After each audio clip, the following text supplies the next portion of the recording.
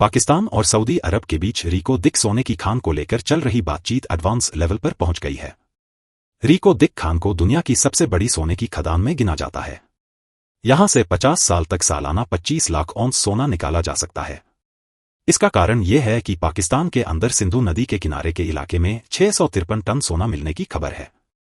पाकिस्तान के पंजाब सरकार के पूर्व मंत्री इब्राहिम हसन मुराद ने यह दावा किया है। वहीं पाकिस्तानी सरकार ने इलाके में धारा 144 लगा दिया है। भारतीय विशेषज्ञ का भी मानना है कि नदी से सोना मिलना संभव है।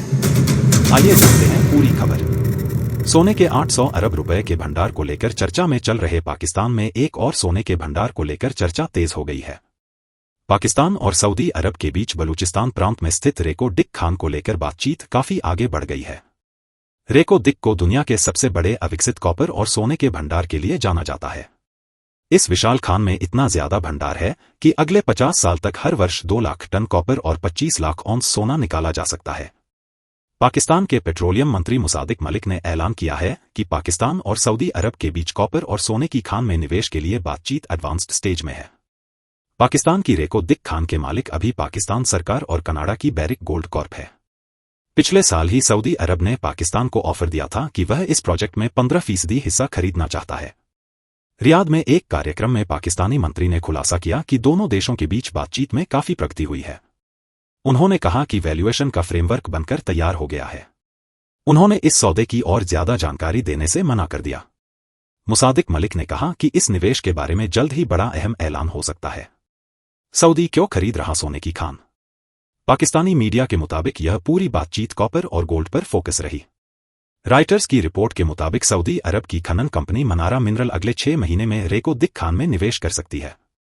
यह सऊदी अरब की सरकारी कंपनी है। सऊदी अरब चाहता है कि वह तेल पर से अपनी निर्भरता को कम करे, इसके लिए वह दुनिया भर में निवेश को बढ़ावा दे रहा है। मनारा कंपनी के अधिकारियों ने पिछले साल पाकिस्तान की यात्रा की थी और रेको दिक खान में हिस्सा खरीदने के लिए बातचीत की थी। पाकिस्तानी मंत्री ने बताया कि खाड़ी के अन्य देशों के साथ भी इसी तरह के अवसरों में निवेश को लेकर बातचीत चल रही है। पाकिस्तान चाहता है कि खनन के क्षेत्र में विदेशी निवेश आए। रेको दिक खान में 50% हिस्सा पाकिस्तान का है और वह इसमें से हिस्सा बेचता है तो उसे काफी फायदा हो सकता है। हमेशा की तरह इस समय भी पाकिस्तान कंगाली की हालत से ही गुजर रहा है।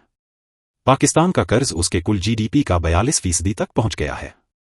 रेको दिक खान का साल 1995 में पहली बार खनन किया गया था। पाकिस्तानी खदान से कितना निकला सोना? पहली बार खनन के दौरान मात्र 4 महीने के अंदर 200 किलो सोना और 1700 टन कॉपर निकाला गया था। विशेषज्ञों का कहना है कि रेको दिक खान के अंदर 40 करोड़ टन सोना हो सकता है, जिसकी कुल कीमत $1 ट्रिलियन हो सकती है। ब्लूमबर्ग की रिपोर्ट के मुताबिक यहां से 2 लाख टन कॉपर और 25 लाख औंस सोना हर साल निकाला जा सकता है। इस खान से खुदाई को लेकर पाकिस्तानी सरकार और कनाडा की कंपनी के बीच काफी सालों से विवाद चल रहा है। इसके पहले कंगाल पाकिस्तान में 800 अरब पाकिस्तानी रुपए का सोना मिलने की खबर दुनिया भर में सुर्खियां बनी हुई है। बताया जा रहा है कि पाकिस्तान को पंजाब प्रांत में सिंधु नदी के तट पर अटक के 32 किलोमीटर के एक खास इलाके में सोना मिल रहा है।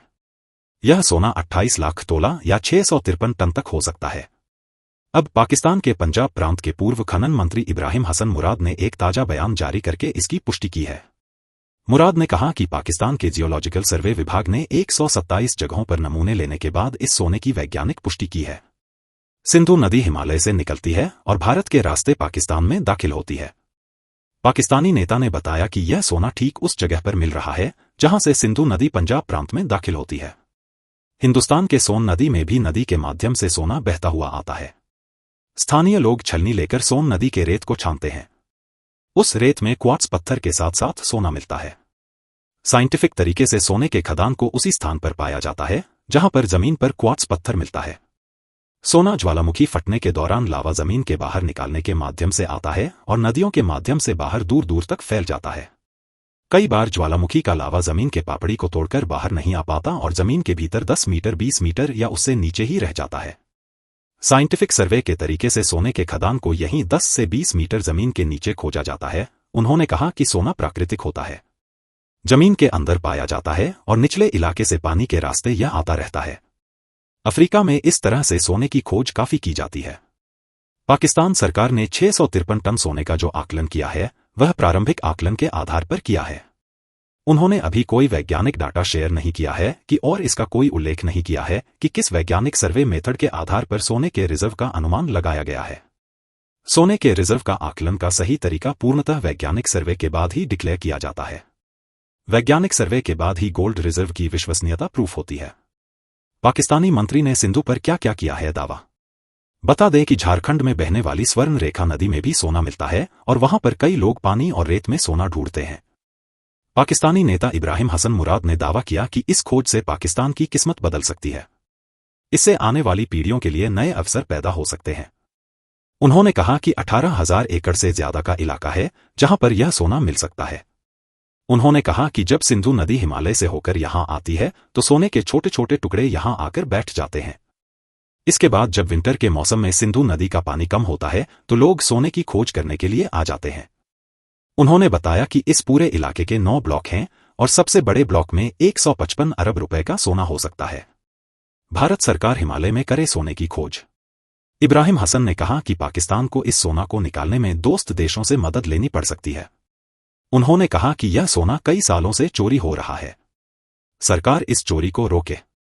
इस सोने को निकालने के लिए भारी भीड़ जमा हो रही है। पाकिस्तान इस समय कंगाली के दौर से गुजर रहा है और लोगों को खाने के लाले पड़े हैं। वहीं पाकिस्तानी जनता भयानक महंगाई से जूझ रही है। ऐसे में अगर पाकिस्तान यह सोना निकालने में कामयाब हो जाता है तो उसकी किस्मत बदल सकती है। पाकिस्तान में इस समय बेरोजगारी की दर भारत और बांग्लादेश दोनों से ही ज्यादा है। पाकिस्तान को हर साल 15 लाख नई नौकरियों की जरूरत है। पाकिस्तान की सरकार ने इस पूरे इलाके में धारा 144 लगा दिया है ताकि लूटपाट को रोका जा सके। वहीं पंजाब के पड़ोसी प्रांत खैबर पख्तूनख्वा में भी सरकार अब सोना तलाशने जा रही है जहां से सिंधु नदी गुजरती है। सिंधु नदी हिमालय के जिस इलाके से निकलती है वहां अभी भारत सरकार ने बहुत खोज नहीं की है। हमारे यहां बहुत काम किया जाना बाकी है। हिमालय में टेक्टोनिक गतिविधियां होती रहती हैं। सोना मैग्मा के जरिए बाहर आता है। यह फिर पानी के रास्ते पाकिस्तान पहुंच सकता है। हालांकि इसकी पुष्टि करने के लिए पूरी जांच करनी होगी।